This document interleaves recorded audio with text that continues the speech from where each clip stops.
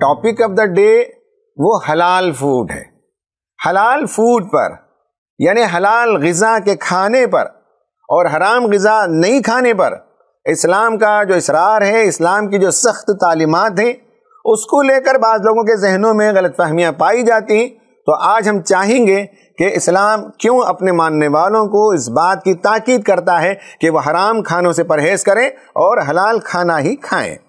پہلے ہم آیت کا مطالعہ کرتے ہیں، پھر اس کے بعد اس پر تفصیل سے گفتگو کرتے ہیں. تم پر حرام کیا گیا مردار، خون، سور کا گوشت اور وہ جانور جو خدا کے سوا کسی اور کے نام پر ذبح کیا گیا ہو، وہ جو گلا گھٹ کر یا چوٹ کھا کر یا بلندی سے گر کر یا ٹکر کھا کر مرا ہو یا جسے کسی درندے نے پھاڑا ہو، سوائے اس کے جسے تم نے زندہ پا کر ذبح کر لیا ہو، اور وہ جو کسی آستانے پر ذبح کیا گیا ہو. نیز یہ بھی تمہارے لیے ناجائز ہے کہ 500 کے ذریعے سے اپنی قسمت معلوم کرو. یہ سب افعال فسق ہیں. آج کافروں کو تمہارے دین کی طرف سے پوری مایوسی ہو چکی ہے، لہٰذا تم ان سے نہ ڈرو بلکہ مجھ سے ڈرو. آج میں نے تمہارے دین کو تمہارے لیے مکمل کر دیا ہے اور اپنی نعمت تم پر تمام کر دی ہے، اور تمہارے لیے اسلام کو تمہارے دین کی حیثیت سے قبول کر لیا. لہٰذا حرام و حلال کی جو قیود تم پر عائد کر دی گئی ہیں ان کی پابندی کرو. البتہ جو شخص بھوک سے مجبور ہو کر ان میں سے کوئی چیز کھا لے بغیر اس کے کہ گناہ کی طرف اس کا میلان ہو، تو بے شک اللہ تعالیٰ معاف کرنے والا اور رحم فرمانے والا ہے. خواتین و حضرات، ان آیتوں کی تفصیل سمجھنے سے پہلے حلال و حرام کے مسئلے کو سمجھ لیں کہ دنیا میں جو لوگ بھی خدا کو مانتے ہیں اور خدائی تعلیمات پر یقین رکھتے ہیں تو ان کی زندگی میں بعض پابندیاں ہوتی ہیں. کھانے پینے اور زندگی کے دیگر امور میں کچھ چیزیں پرمیٹڈ ہوتی ہیں اور کچھ چیزیں پروہیبیٹڈ ہوتی ہیں، اور اس کی ایک فہرست ہر مذہب کے ماننے والے کے پاس ہوتی ہے. پابندیوں کی فہرست میں فرق ہو سکتا ہے، مگر اس کی اصل اسپرٹ یہ ہے کہ کچھ چیزیں جائز، مباح اور کرنے کی ہوتی ہیں جو خدا نے کہا ہے، اور کچھ چیزیں ناجائز، گناہ اور حرام ہوتے ہیں اور نہیں کرنے کے ہوتے ہیں جسے خدا نے منع کیا ہے. چونکہ موجودہ دور میں خدا کے رول ہی کو بہت کم کر دیا گیا، اس لیے حلال و حرام کی بحث ان کے لیے ایک عجیب بات نظر آتی ہے. زیادہ سے زیادہ خدا کو مانا تو اپنے من میں جب آیا اسے یاد کر لیا. باقی ان کا خیال یہ ہے کہ زندگی کے تمام امور میں انسان خود اپنی عقل سے راستہ طے کر سکتا ہے، کسی خدائی تعلیمات کی اسے ضرورت نہیں ہے. یہ وہ لوگ ہوتے ہیں جنہیں حلال و حرام کے مسئلے سے چڑ ہے.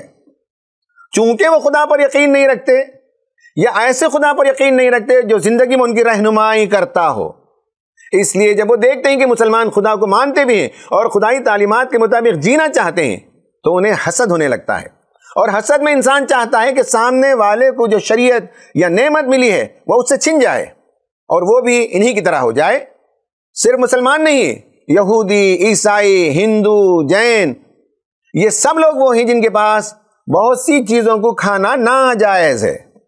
وہ ایسا ہی سمجھتے ہیں. یہودیوں کا کوشر میل بڑی سخت پابندیوں کے ساتھ تیار ہوتا ہے. دنیا میں دوسرے وہ لوگ ہوتے ہیں جنہیں مسلمانوں سے چڑ ہے، اس لیے مسلمانوں کے مذہبی معاملات میں مداخلت کرنا انہوں نے اپنا حق متعین کر لیا ہے. ورنہ وہ غور و فکر سے کام لیتے تو انہیں معلوم ہوتا کہ حلال و حرام کی تمیز انسانوں کو جانور کی سطح سے اوپر اٹھانے کا ایک بہترین نسخہ ہے. جانور جو چاہے کھاتا ہے، جانور جو چاہے پیتا ہے، جانور جس سے چاہے سیکس کرتا ہے، جانور جس سے چاہے سینگ اڑا لیتا ہے. خدائی تعلیمات کی پابندی کے نتیجے میں انسان جانور کی طرح ہر چیز نہیں کھاتا، ہر چیز نہیں پیتا، ہر کسی سے سیکس نہیں کرتا، دنیا میں ہر ایک سے سینگ نہیں اڑاتا. ایسا کرنے کو وہ حماقت سمجھتا ہے. مذہبی کتابوں پر ایمان دراصل خدا اور بندے کے درمیان ایک اخلاقی معاہدہ ہوتا ہے جس کی پابندی کا وہ عہد کرتا ہے. کھانے پینے میں حلال و حرام اسی معاہدے کا حصہ ہے. یہ بنیادی بات ہے حلال و حرام کے سلسلے میں جو آپ کے ذہن میں ہونی چاہیے. اب ہم اس آیت کی تشریح کریں گے. آیت کے پہلے حصے میں کھانے کی چیزوں میں 4 چیزوں کو حرام قرار دیا گیا. ان میں سے جو پہلی چیز ہے وہ مردار جانور، نمبر 2 بہتا ہوا خون، نمبر 3 سور کا گوشت، اور نمبر 4 وہ تمام جانور جن کو خدا کے نام پر ذبح نہ کیا گیا ہو۔ کچھ لوگوں کے ذہن میں یہ سوال ہوتا ہے کہ قدرتی موت سے جو جانور مرا وہ تو مردار ہے، باقی حادثوں سے جو مرا کیا وہ بھی حرام ہے؟ اس طرح کے سوالات نبی صلی اللہ علیہ وسلم کے سامنے آئے تو قرآن نے مزید اس کی وضاحت کر دی۔ قرآن نے اس آیت میں حادثاتی موت سے مرنے کے 5 اقسام بتائے۔ ایک ہے منقنقہ، وہ جو جس کا گلا گھونٹ دیا گیا ہو، جیسے کوئی جانور گلے میں پڑی رسی یا درخت یا بیل سے الجھ کر مر جاتا ہے۔ آج کے زمانے میں مرغیوں کو گلا گھونٹ کر مار دیا جاتا ہے، وہ آسان ہے اور اس طرح سے مارکیٹ میں سپلائی بھی کر دیا جاتا ہے۔ یہ سب اسی زمرے میں آتے ہیں اور یہ حرام ہے۔ دوسری قسم ہے وہ ہے موقوذہ، جو چوٹ کھا کر مر جائے، یعنی ٹرین کا حادثہ ہو جائے یا ٹرک اس سے ٹکرا کر جانور زخمی ہو جائے اور مر جائے۔ آج کے زمانے میں امریکہ وغیرہ میں ذبح کرنے کو وہ بے رحمی سمجھتے ہیں، اور اپنے فارم میں جہاں بہت سی بکریاں وہ پالتے ہیں وہاں وہ جاتے ہیں، اپنے جیب سے بندوق نکالتے ہیں اور کھٹ کھٹ سے 2 گولی مارتے ہیں، جانور وہیں مر جاتا ہے، پھر اٹھا کر اسے پروسیس کرنا شروع کر دیتے ہیں۔ یہ بھی حرام ہے کیونکہ چوٹ کھا کر مرا ہے وہ، اور گولی لگنا بھی چوٹ کے لگنے میں شامل ہے اور یہ بھی حرام ہے۔ تیسری قسم ہے متردیہ، جو اوپر سے گر کر مر جائے۔ پہاڑی علاقوں میں جہاں لوگ بستے ہیں وہاں لوگ جانور پالتے ہیں، اور بعض دفعے راک کا جو کلف ہوتا ہے، کلف ہینگر سے بھی جانور گر جاتا ہے، اور کبھی پہاڑ کی چوٹی سے گر کر مر جاتا ہے۔ لوگ سمجھتے ہیں ابھی تو گرا ہے، ابھی تو مرا ہے، اسے کھانے میں کوئی مذائقہ نہیں ہے، مگر اسلام کے نزدیک وہ بھی مردار میں شامل ہے اور وہ بھی حرام ہے۔ چوتھی قسم نتیحہ کی ہے، یعنی جانور کے سینگ سے زخمی ہو جائے۔ 2 جانور آپس میں لڑ لیتے ہیں اور سینگ اڑا لیتے ہیں، اور ایک جانور کے سینگ سے دوسرا جانور زخمی ہو جاتا ہے، یہ بھی حرام ہے کیونکہ وہ انفیکٹڈ ہو گیا۔ اور 5ویں نمبر وما اکل السبع، یعنی جسے پریڈیٹر جانور نے پھاڑ دیا ہو۔ اب صرف اس میں ایک ایکسیپشن ہے کہ ان میں سے کوئی بھی جانور، جیسے کہ اوپر سے گر گیا ہو پہاڑ سے، یا ٹرین کے ایکسیڈنٹ ہو گیا ہو، یا یہ کہ کسی جانور نے اسے حملہ کر کے پھاڑا ہو اور ابھی وہ جانور زندہ ہو، تو اسے ذبح کر کے حلال کیا جا سکتا ہے۔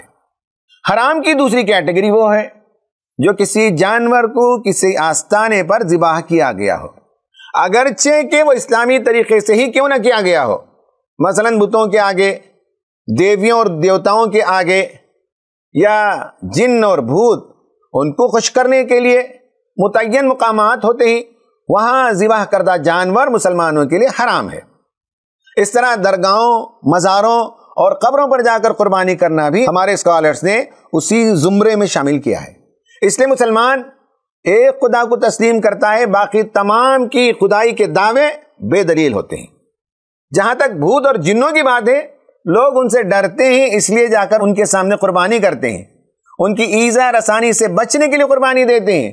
مسلمان کا عقیدہ ہے کہ زمین و آسمان میں کوئی چیز اسے ایذا نہیں پہنچا سکتی سوائے اللہ تعالیٰ کے حکم سے، اس لیے صرف اس سے ڈرنا چاہیے، اس کی اطاعت کی جانی چاہیے۔ اس آیت میں حرام چیزوں میں سے جو تیسری کیٹیگری حرام ہے، وہ ظاہر میں لگتا ہے کہ کھانے پینے سے متعلق بات نہیں۔ مفسرین بھی اس طرف گئے ہیں، مگر مولانا امین حسن اصلاحی رحمۃ اللہ علیہ نے اسے بھی کھانے پینے کے حکم سے جوڑا ہے۔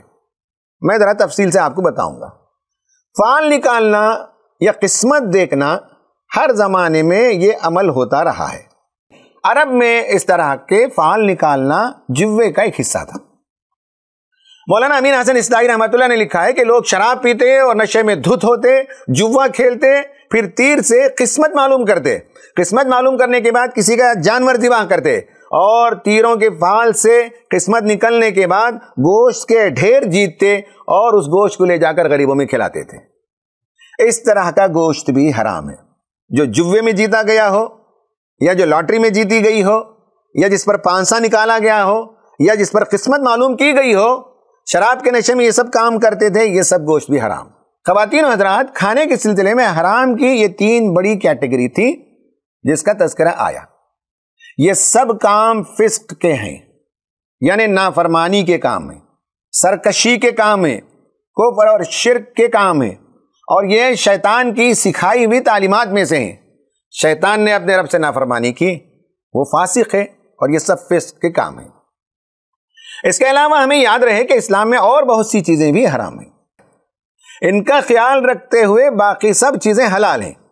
تجربے اور قیاس کا سہارا لے کر وہ کھائے جانے والوں کی فہرست میں پرندوں کا بھی اضافہ کرتے ہیں۔ ہمارے علماء نے حدیث کی روشنی میں اس پر کام کیا اور بعض پرندوں کو حرام قرار دیا جو پنجوں سے نوچ کر کھاتے ہیں۔ سمندر میں پائے جانے والی جو مخلوقات ہیں ان کے بارے میں بھی تحقیق، تجربے اور قیاس سے کام لے کر ان میں سے ممنوع اور مکروہ کی بھی ایک فہرست میسر ہے۔ اس کے علاوہ شراب بھی حرام ہے، نشہ آور چیزوں کا کھانا، پینا، سونگھنا اور انجیکٹ کرنا سب حرام ہے۔ عرب علماء کے پاس بیڑی اور سگریٹ بھی حرام کی کیٹیگری میں آتے ہیں۔ جانوروں کے حلال ہونے کے سلسلے میں ایک بات آپ کے سامنے رکھ دوں، خاص کر نئی نسل کے لوگوں کو معلوم ہونا چاہیے کہ اس میں 2 امپورٹنٹ پوائنٹس ہیں۔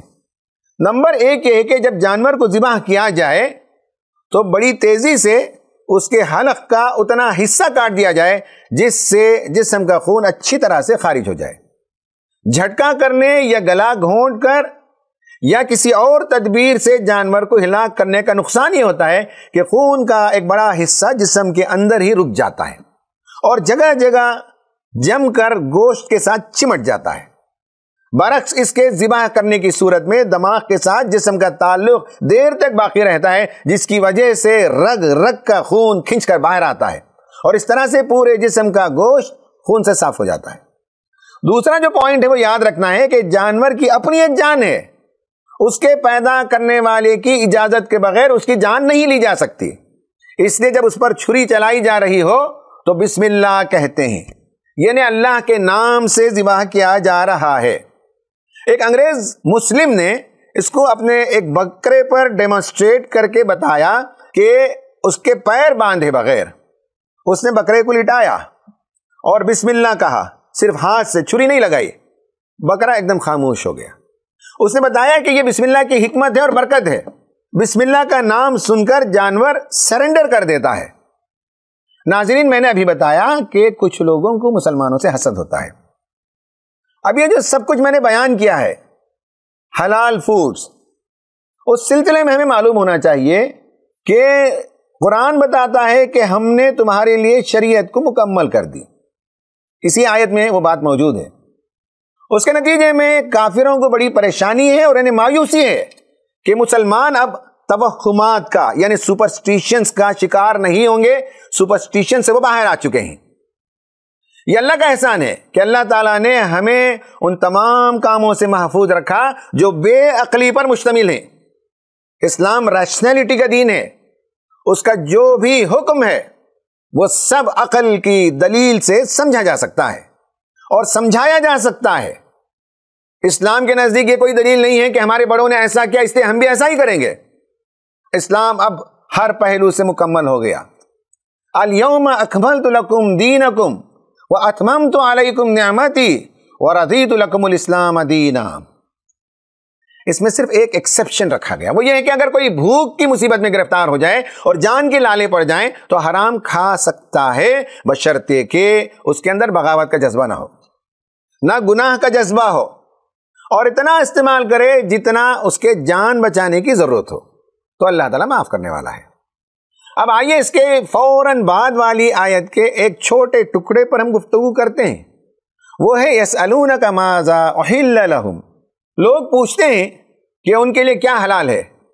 قل احل لکم الطیبات، کہو کہ تمہارے لیے تمام پاکیزہ چیزیں حلال ٹہرائی گئی ہیں۔ قرآن میں لفظ حلال 51 ٹائمز آیا ہے، 24 ٹائمز شادی، میراث، گھریلو معاملات، رمضان میں میاں بیوی کے جنسی تعلقات، حرام مہینوں کی تعداد وغیرہ کے سلسلے میں لفظ حلال استعمال ہوا ہے۔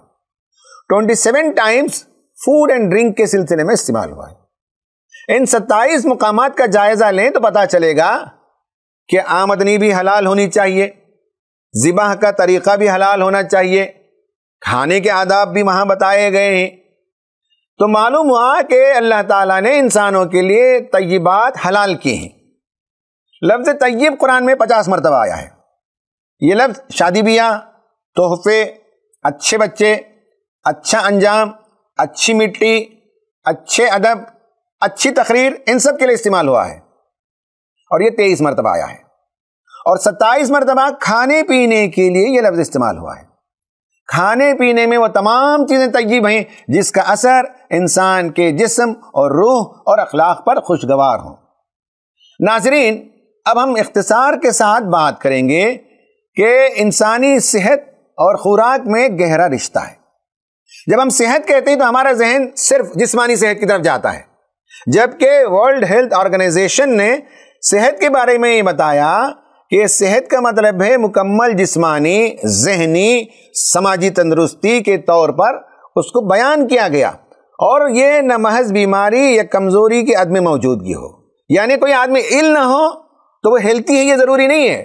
ہیلتھی ہونے کے لیے وہ فزیکلی فٹ ہو، ایموشنلی صحیح ہو، سوشلی ویل کنیکٹڈ ہو، یہ سب باتیں انہوں نے اس میں بیان کی ہیں۔ بہرحال یہ بات سمجھ لینے کی ہے کہ انسان کی بیماری اور صحت پر اس کی خوراک کا بڑا گہرا اثر پڑتا ہے۔ ابھی کووڈ کے زمانے میں ہم نے دیکھا کہ خاص قسم کی بلی کو کھانے سے کووڈ کے جراثیم انسانی جسم میں آتے ہیں، اور کس طرح سے بڑی تیزی کے ساتھ پوری دنیا میں اس نے ہنگامہ مچا دیا۔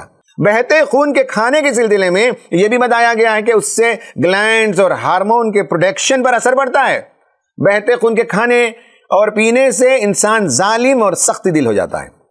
سور ایک گندا جانور ہے، اور اللہ تعالیٰ نے اسے انسان کی گندگی کو خود صاف کرنے کے لیے پیدا کیا۔ جو انسانوں کی گندگی کو کھائے اسی جانور کو انسان کھائے، اس سے بڑی گندگی اور کیا ہو سکتی ہے؟ اسی زمرے میں کتے، بلیاں اور بندر بھی آتے ہیں، اور اس جانور کا گوشت بھی حرام ہے جو کسی آستانے پر چڑھایا گیا ہو۔ لات، عزا، منات کے احترام میں جو جانور قربان کیا گیا ہو، کیسے وہ شخص اسے کھا سکتا ہے جو ایک خدا کی عبادت کرتا ہے اور سمجھتا ہے کہ باقی سب جو کچھ ہیں وہ کچھ نام ہیں جو لوگوں نے گھڑ لیے ہیں۔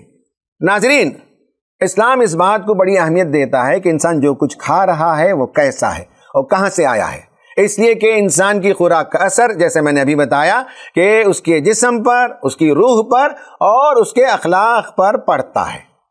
خوراک کا اثر جسم پر جو کچھ پڑتا ہو اس کی تحقیق اور اسٹڈی لیبارٹری میں ممکن ہے، مگر جن کھانوں سے انسانی روح اور اس کے اخلاقیات پر برے اثر پڑتے ہوں انہیں جانچنے اور اسٹڈی کرنے کا کوئی طریقہ ہمارے پاس موجود نہیں ہے۔ ہمارا پیدا کرنے والا ہی بہتر جانتا ہے کہ کن کن کھانوں سے ہماری روح اور ہمارے اخلاق پر برے اثرات پڑ سکتے ہیں۔ لہٰذا جب ایک مرتبہ اس پر ایمان لے آئے تو اس کی بات ہمارے لیے حرف آخر ہے، اگرچہ کہ اس کی حکمت ہمیں سمجھ میں آئے یا نہ آئے۔ کچھ نقصانات تو کیمیکل، مائکروبیل نوعیت کے ہوں گے، کچھ اثرات تو سائیکالوجیکل ہوں گے، اور کچھ اثرات انسان کی روحانی زندگی پر ہوں گے۔ اس لیے ہمیں جو کچھ حرام کی فہرست بتائی گئی ہے اس سے رکنا چاہیے، اس کے سائنٹیفک دلائل ہمارے سمجھ میں آ جائیں تب بھی اور نہ آئیں تب بھی۔ اور اسلام یہ چاہتا ہے کہ ہم حلال ہی کھائیں۔ حلال جب کھانے کی بات ہوتی ہے تو یہ بات اچھی طرح سے سمجھ لیجئے کہ صرف کسی جانور کو بسم اللہ اللہ اکبر کہہ کر آپ نے حلال کر لیا ہو تو اس سے آپ کی غذا حلال نہیں ہو جاتی۔ کمایا ہوا طریقہ بھی حلال ہونا چاہیے۔ حرام طریقے سے کما کر حلال طریقے سے ایک جانور کو ذبح کیا جائے اور کھایا جائے تب بھی وہ حرام ہو جاتا ہے، اس لیے کہ پیسے حرام ہیں۔ تو جو کچھ حلال کیا گیا ہے ان میں سے وہ خوراک بھی بذات ہی حلال ہونا چاہیے، اور حلال طریقے سے کمایا ہوا ہونا چاہیے، اور اس کا پورا پروسیسنگ بھی حلال طریقے سے ہونا چاہیے۔ اب میں آخر میں ایک بات کہہ کر اپنی بات کو ختم کرتا ہوں، وہ یہ ہے کہ حلال کھانا کھانے کے فوائد یہ ہیں کہ انسان خدا سے مربوط ہوتا ہے، خدا کی اطاعت میں اس کا دل لگتا ہے، اسے سکون ملتا ہے، حلال کھانے کا اسے ثواب بھی ملتا ہے۔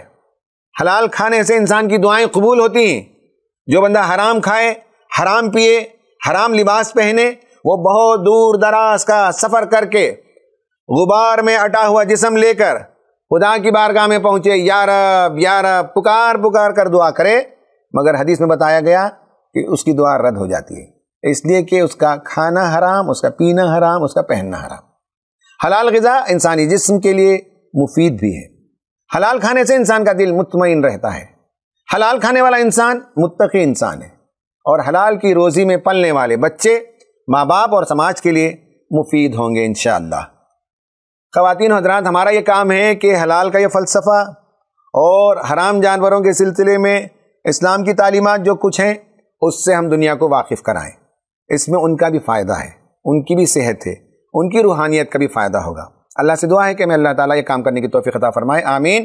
وآخر دعوانا ان الحمد للہ رب العالمین۔